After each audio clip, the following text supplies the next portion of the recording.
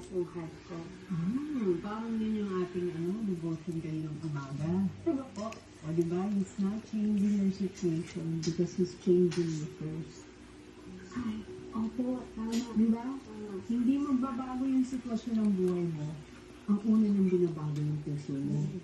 Kumbaga sa isang espada, talagang padadaanin ka muna sa apoy, lilihahin ka muna ng mabuti.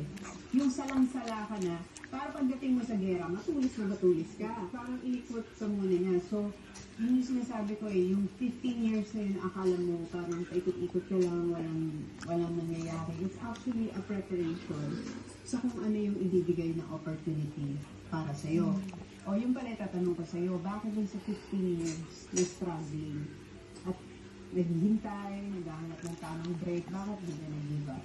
Kasi gusto ko din po talaga yung ginagawa ko. Saka kahit nire-regret ako before sa mga auditions, hindi ko siya nakikita na hindi siya para sa akin. Nakita ko lang siya na parang experience sa akin para matuto ko, para ma-enhance ko yung confidence ko.